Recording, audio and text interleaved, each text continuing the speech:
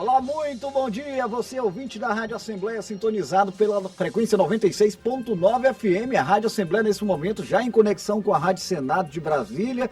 Bom dia a todos os telespectadores da TV Assembleia, canal 9.2 e a você internauta que nos acompanha através das plataformas digitais.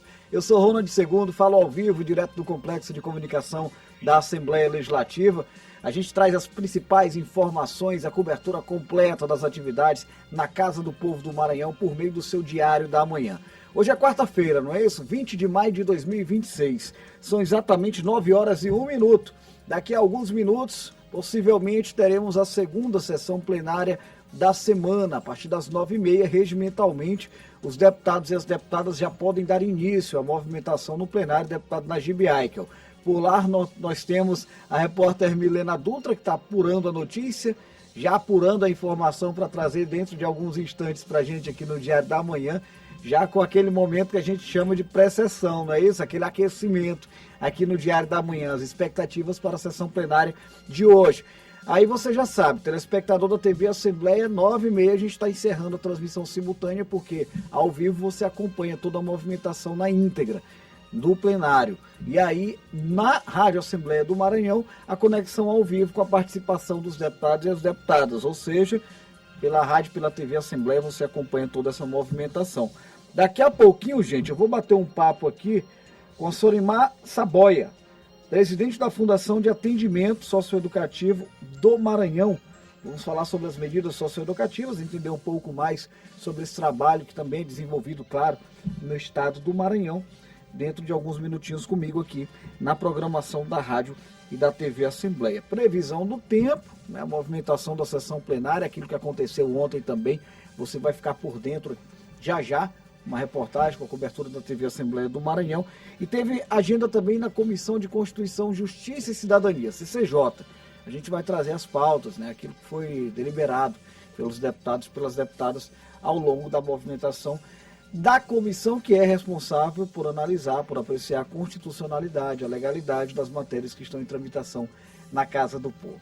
Mais uma vez, desde já, um ótimo dia a todo o estado do Maranhão que segue nos acompanhando nesse Diário da Manhã aqui, multiplataformas, né, transmitido simultaneamente pela rádio, pela TV, pelo YouTube, a turma das redes sociais, o site também fazendo a cobertura da movimentação aqui no estúdio.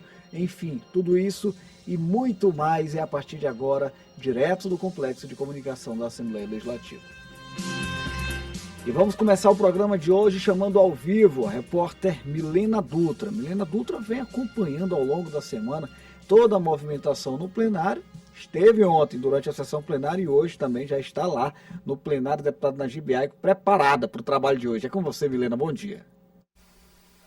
Olá, muito bom dia, Ronald. Bom dia a todos que acompanham a TV Assembleia, a Rádio Assembleia. Daqui a pouquinho, sessão plenária desta quarta-feira, às 9h30 da manhã, em horário regimental.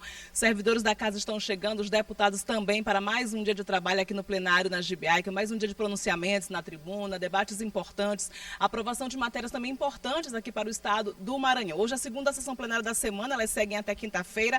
Hoje também tem sessão solene, entrega da medalha Maria Aragão, senhor Paulo Soares, por indicação da deputada Daniela. Ontem nós tivemos reunião da CCJ, a semana segue com reuniões das comissões parlamentares aqui da casa. A gente segue acompanhando os trabalhos. 9h30 começa a transmissão ao vivo em tempo real da sessão plenária desta quarta-feira. Eu já convido você que nos ouve aqui pela Rádio Assembleia, nos acompanha pela TV Assembleia, a assistir junto com a gente os trabalhos dos nossos parlamentares. Quarta-feira apenas começando, um ótimo dia a todos. A gente segue aqui no plenário, 13h pela TV Assembleia. Eu trago o resumo dos os destaques da sessão ordinária desta quarta-feira. Eu volto com você, Ronald. Ok, Milena, combinado. 13h na Assembleia em Foco, primeira edição. Aquele resumo que você já conhece, né, com os principais destaques. E no AF2, às 6h, já tem a reportagem completa com tudo aquilo que foi debatido pelos deputados, pelas deputadas, as matérias aprovadas no plenário durante a ordem do dia. Você vai acompanhando aí pela programação da TV Assembleia do Maranhão. E ao longo de toda a transmissão ao vivo, a Milena Dutra faz as intervenções, né, acompanhando essa movimentação no plenário. E ainda sobre os trabalhos no plenário da Assembleia Legislativa do Estado do Maranhão, a gente aproveita esse momento pré-sessão plenária para contextualizar, trazendo aquilo que foi destaque entre os deputados e as deputadas ao longo da primeira sessão plenária da semana, a sessão de ontem. O deputado Júlio Mendonça relatou problemas na manutenção de rede de energia elétrica na cidade de Cajari, o que pode ter ocasionado uma morte em embarcação que transportava crianças para a escola no município. O deputado Arnaldo Melo destacou a entrega por parte do governo do estado da obra de recuperação da MA 372, que interliga a cidade de Mirador a São Domingos do Azeitão, na região do Médio Sertão Maranhense. Posso resumir para os senhores deputados que a qualidade daquela MA que foi entregue é praticamente padrão de BR. Foi feito para exatamente resistir às cargas pesadas das nossas carretas, diminuindo assim a pressão entre o Azeitão, Orozinho, Paraibano e Colinas. Com economia de aproximadamente 90 quilômetros no trecho de ida e vinda, 180 quilômetros. Que é uma economia muito grande, mas mais do que a economia no transporte, no que se chama custo Maranhão, o mais importante é evitar a pressão do tráfego que tem na BR-135. A deputada Mical Damasceno destacou o Dia Internacional da Família, celebrado no dia 15 de maio. O deputado Catuler Júnior denunciou problemas na gestão de recursos públicos na área da saúde, no município de Caxias. O deputado Francisco Najib destacou a destinação de emenda de sua autoria para a recuperação da MA 123, que liga a cidade de Codó a Afonso Cunha. A obra vai contar com o apoio do governo do estado. Está marcado para quinta-feira, às 10 horas da manhã, na cidade de Codó. Engenheiros da Cifra, mandado através do nosso secretário, doutor Aparício e doutora Raimunda, que vai levar as informações, vai olhar em loco a situação que está a MA, se dá para fazer algo de imediato, devido às fortes chuvas, muita lama, não consegue mexer ou vai conseguir fazer algo para diminuir o sofrimento daquelas pessoas que todo dia precisa ir e vir. E junto com o prefeito Chiquinho nós vamos alinhar esse entendimento para que a gente em breve, eu posso dizer aqui sem medo de errar, até julho, agosto, o verão, essa estrada está totalmente recuperada e entregue. O deputado Wellington do Curso apresentou o projeto de lei de sua autoria que trata dos limites territoriais da região metropolitana de São Luís. O deputado Eric Costa falou sobre o caso do morador da cidade de Tutóia, que teve um carro apreendido e denunciou supostas irregularidades na apreensão e leilão de veículos. O deputado solicitou a instalação de uma CPI na Assembleia para investigar as ações da empresa VIP Leilões, contratada pelo Detran Maranhão. A deputada doutora Viviane falou sobre o caso da denúncia feita contra o deputado federal suplente, Ribeiro Neto, pela esposa, acusando-o de cometer violência doméstica. De acordo com a deputada, a Procuradoria da Mulher da Assembleia está à disposição da vítima. Então nós acompanhamos os principais destaques da primeira sessão plenária da semana, vimos aí vários pronunciamentos, muitos temas levados à tribuna pelos deputados e deputadas. Todos esses pronunciamentos estão disponíveis através do nosso canal oficial no YouTube, TV Assembleia do Maranhão. Para mais informações, você pode acessar o site al.ma.leg.br. A gente abre agora o nosso quadro de entrevistas desta quarta-feira no Diário da Manhã. Entrevista.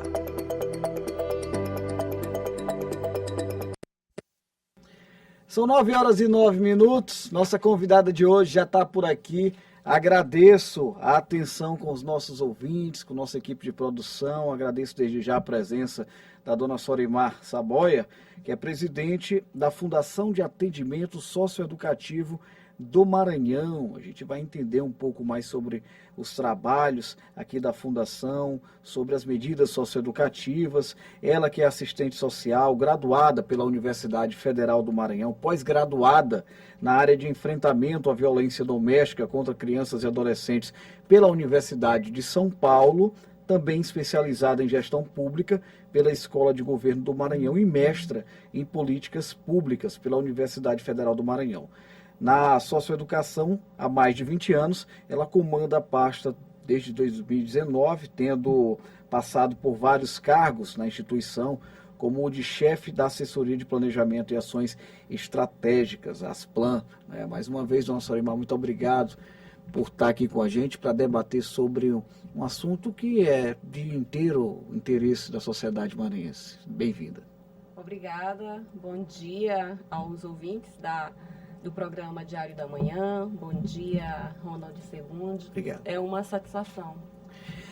Eu queria perguntar para a senhora, dona Sorimar, como é que funcionam, em termos gerais, esses trabalhos que vocês desenvolvem lá na Fundação de Atendimento Socioeducativo do Maranhão. Quem tem conhecimento sobre esse assunto, acompanha de perto, sabe como é que funciona. Mas, em termos gerais, para a sociedade, como é que funcionam as atividades de vocês? Olha, primeiro informar que é com grande alegria que nós nos tornamos recentemente, em abril deste ano, na Fundação do Atendimento Socioeducativo, como um grande avanço para esse atendimento. Isso contou com a sensibilidade do governador Carlos Brandão. E a FUNAC, há 19 anos, ela não trabalhava mais com crianças, e mesmo assim nós tínhamos na nossa denominação o nome Fundação da Criança e Adolescente. Então essa é a terceira mudança que esta fundação faz parte, e eu tenho aí a grata satisfação de fazer parte desse legado. Então a fase Maranhão, era a FEBEM anteriormente, no Código de Menores, onde crianças e adolescentes eram tratados numa visão menorista, paternalista, de repressão punitiva. Posteriormente, com o Estatuto da Criança, ela passa a denominar-se como Fundação da Criança e Adolescente, FUNAC. Atendimento à Lei 8.069/90, e agora, recentemente, para dar vazão ao cumprimento da missão institucional desta instituição, nós nos tornamos FASE.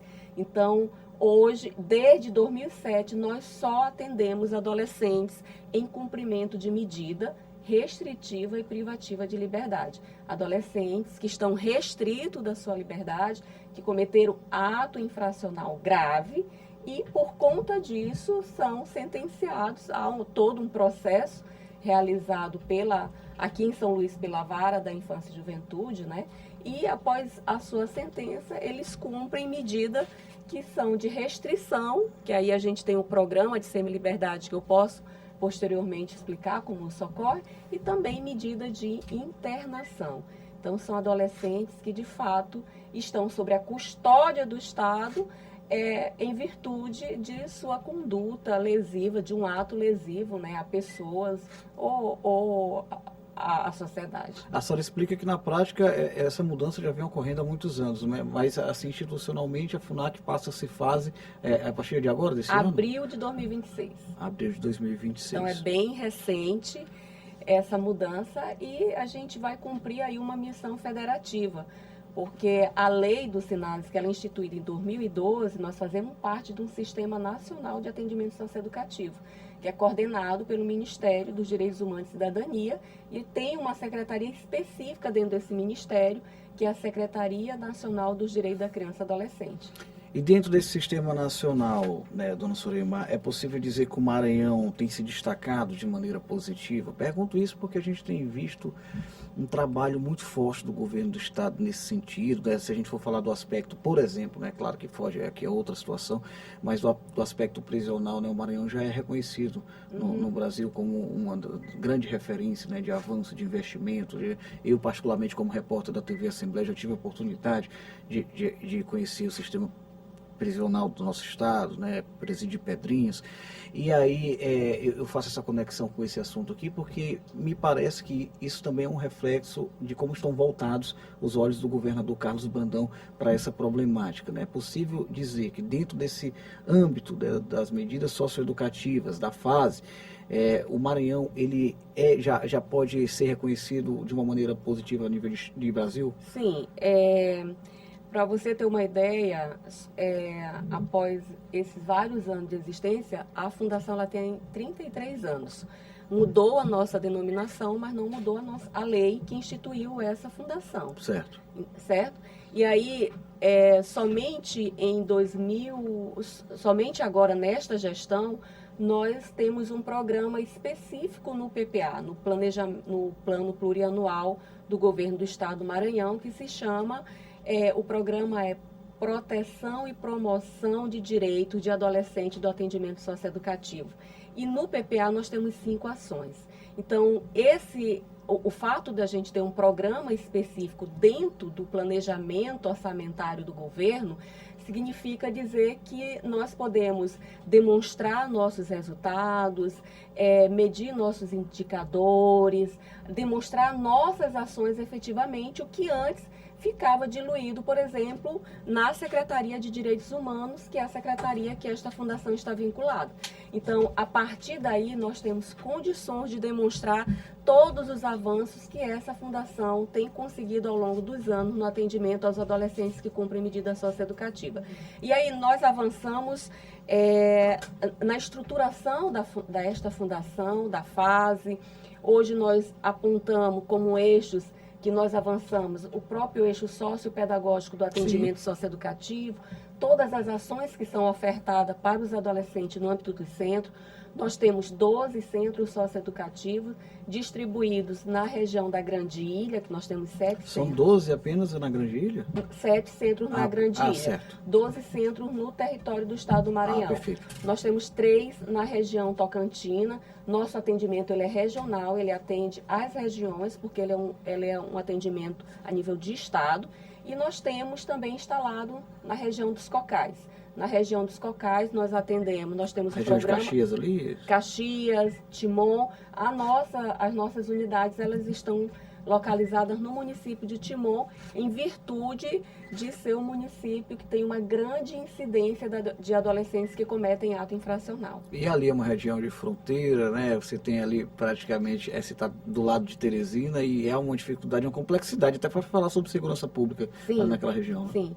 A gente tem um grande desafio nesse município, né? A própria complexidade dos adolescentes que nós atendemos, o comprometimento e envolvimento desses adolescentes com facções criminosas. Então, a gente tem aí um grande desafio e nesse município nós temos um programa, executamos o programa de semi-liberdade, que é um programa de restrição de liberdade, porque ele não está totalmente privado da sua liberdade. A ele é permitido passar os finais de semana com a sua família, a sua comunidade, ir à escola no bairro da comunidade, a profissionalização é feita na comunidade, então ele transita na comunidade normalmente, mas ele está custodiado pelo Estado por meio da fase. Então lá nós também temos o programa de atendimento inicial e está sendo construída uma unidade de internação, essa construção de responsabilidade da CINFRA. Há um trabalho, então, de investimentos na infraestrutura. Na infraestrutura. Então, esse é um outro eixo que nós avançamos, a infraestrutura dos centros socioeducativos. Eu quero só aproveitar um pouquinho aqui, um gancho do que a senhora já vem falando, para a gente dar continuidade. Gente, para quem acaba de acompanhar, entrar aqui na conexão com a TV Assembleia e com a Rádio Assembleia do Maranhão, eu estou conversando com a dona Sorimar Saboia, que é a presidente da Fundação de Atendimento Socioeducativo do Maranhão, antiga FUNAC, agora FASE. E aí a gente está discutindo, tratando aqui sobre a questão das medidas socioeducativas, os investimentos do governo do estado do Maranhão nesse âmbito. A senhora, em determinado momento aqui, menciona a questão das facções, né? E muito se ouve falar hoje sobre um suposto domínio, uma atuação mais intensa de facção criminosa. Isso não é uma particularidade do estado do Maranhão, isso é no Brasil inteiro, e aqui é preciso registrar que a Secretaria de Segurança Pública do estado do Maranhão tem intensificado, né, e isso tem movimentado de uma maneira muito positiva o setor de segurança pública. A Assembleia Legislativa do estado do Maranhão esteve agora, semana passada, na cidade de Caxias, região leste do estado, né, com uma grande audiência pública, cúpula da segurança pública. Há uma movimentação muito forte do governo do estado do Maranhão no sentido de combater essa criminalidade. Mas eu quero aproveitar que a senhora está aqui com toda essa experiência que tem no setor, para lhe ouvir. Esse âmbito, eu diria, favorável não seria a palavra certa, mas de uma movimentação das facções no Brasil e, claro, também no estado do Maranhão, tem favorecido de maneira negativa e impactado esses adolescentes aqui no nosso estado? Há uma incidência maior, uma demanda maior de problemas relacionados a isso? Sim. Sim, hoje isso impacta as famílias dos territórios, dos bairros, né? Hoje do estado todo a gente tem aí esse desafio que é lidar, né, com esse problema que é muito complexo. Creio que a ausência das políticas públicas que incidam diretamente sobre as famílias que estão em desproteção social, né? Famílias que estão em situação de vulnerabilidade, isso aumenta a possibilidade de um adolescente se envolver com organizações criminosas, né? Então, elas estão nos territórios, a venda de droga também é muito comum e acessível também. Então, geralmente, essas famílias, elas conhecem essas pessoas e, às vezes, tem o amparo delas. Então, é muito difícil hoje uma família que está em situação de pobreza e de extrema pobreza proteger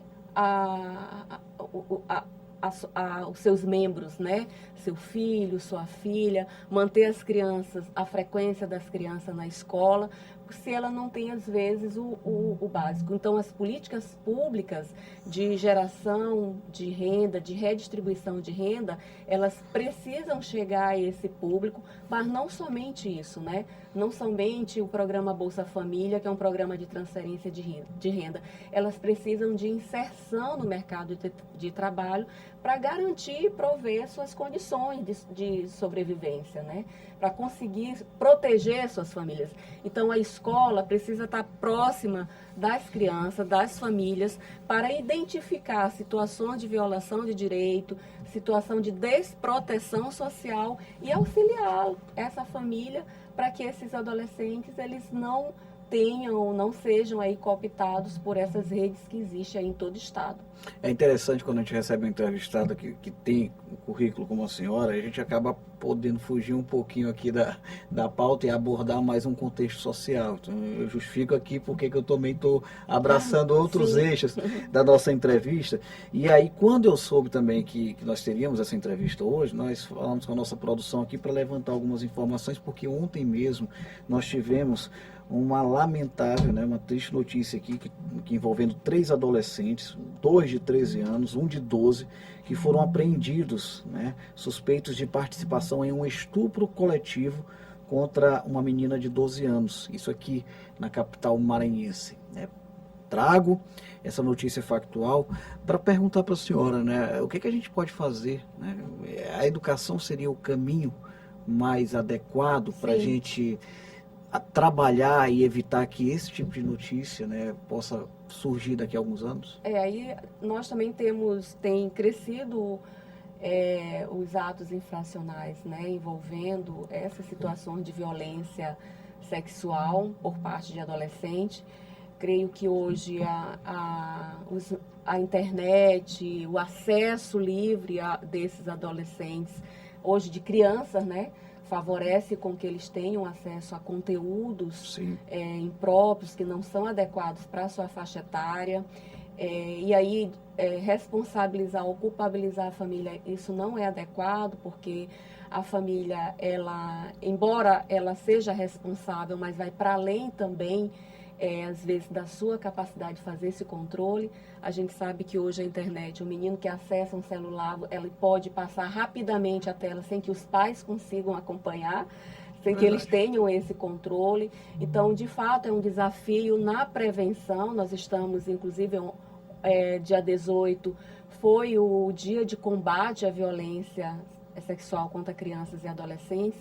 Então, isso precisa ocorrer, campanhas dentro das escolas, palestras, ser inserido na programação escolar das crianças, para que elas tomem conhecimento do que é uma violência sexual contra uma criança, quais são as consequências de uma violência contra a criança, como acessar os organismos de denúncia, de apoio, de suporte, para que elas possam, sim, desde cedo, enfrentar isso que está muito presente na nossa sociedade. Então, a gente tem recebido esses casos, no âmbito, é um desafio, porque é um ato que ele, por si só, ele é rejeitado por toda a comunidade privativa de liberdade, né? Sim. Então, há todo um cuidado, há toda uma proteção que nós devemos ter com essas pessoas. Nesse caso, não está comprovado ainda, né? Há um possível ato que foi cometido. Está em processo de investigação. Está em processo de investigação. Esses adolescentes, eles vão passar por toda uma etapa de investigação. O sistema de justiça terá 45 dias para concluir esse processo, para ouvir a vítima, para ouvir os agressores, as possíveis testemunhas disso, buscar provas. Então, cada um terá direito à defesa, à ampla defesa ao contraditório. Então, ainda está em processo de investigação. Mas isso hoje é uma realidade. Muito bem. Eu quero agradecer a senhora, né? São 9h26, daqui a pouquinho tem sessão plenária. Eu gostaria de esticar esse bate-papo aqui, mas já fica o convite para a senhora retornar em outras oportunidades. Afinal, a senhora traz um tema aqui que é de extrema relevância, né, e nos gera um certo otimismo, né, porque a senhora faz, inclusive, um destaque positivo, né, que dá um olhar atento do governo do estado do Maranhão para a estrutura que vocês precisam para trabalhar, né. Deu para entender que hoje a estrutura que vocês têm é melhor do que a estrutura de anos anteriores. A gente fica feliz com isso e coloca o Diário da Manhã aqui sempre à disposição para a gente poder seguir batendo esse papo. Obrigado. Obrigada. Então, gente, olha, conversei aqui com a dona Sorimar, ela, presidente da FASE, agora é FASE, né, dona Sorimar? Antiga FUNAC, presidente da Fundação de Atendimento Socioeducativo do Estado do Maranhão. Essa entrevista fica disponível no nosso canal oficial no YouTube. Você pode acompanhar mais detalhes no site ael.ma.leg.br. Mais uma vez, muito obrigado à nossa presidente, que vai retornar em outras oportunidades com a gente aqui no Diário da Manhã. E a gente dá sequência ao Diário da Manhã de hoje, já trazendo a previsão do tempo. Estava dando uma pescadinha aqui para saber se era Paulo ou é a Ananda. É a Ananda que está com a gente hoje. Bom dia, Ananda, é com você.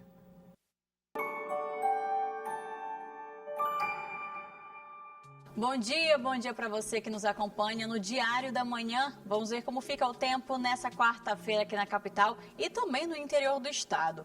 E olha só, o Instituto Nacional de Meteorologia segue com alerta para acumulado de chuvas em diversas regiões do estado ao longo dessa semana, o que reforça aí a importância de atenção, principalmente em áreas mais vulneráveis a alagamentos e a deslizamentos.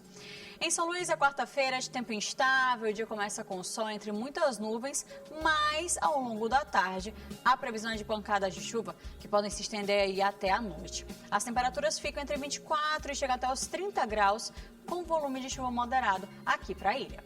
Já em Grajaú, no sul do estado, o cenário é parecido com a capital, mas o calor ainda lá é intenso. O sol aparece entre nuvens durante a manhã, mas à tarde o tempo deve mudar e há previsão de pancadas de chuva aí, acompanhadas de trovoadas lá na região.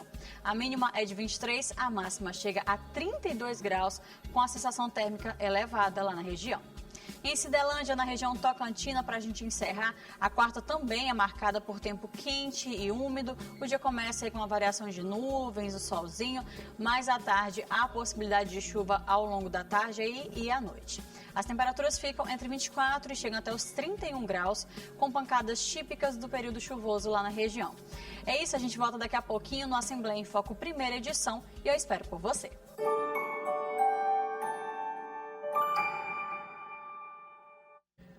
Obrigado, Ananda. Obrigado pela participação. 1h da tarde tem mais previsão do tempo na TV Assembleia. Ao longo da programação da Rádio Assembleia, você vai acompanhando aí também como é que fica o clima, né? Se sai com boné ou sai com guarda-chuva, né? Tem essa também. Valeu, gente. Obrigado aqui pela TV Assembleia, que estava com a gente até agora. Vou precisar encerrar a transmissão, porque às 9, são 9h29, a partir das 9h30, regimentalmente, sessão plenária já. Os deputados e as deputadas poderão dar início à sessão plenária desta quarta-feira. O Diário da Manhã vai seguir pela Rádio Assembleia do Maranhão. Obrigado aos telespectadores.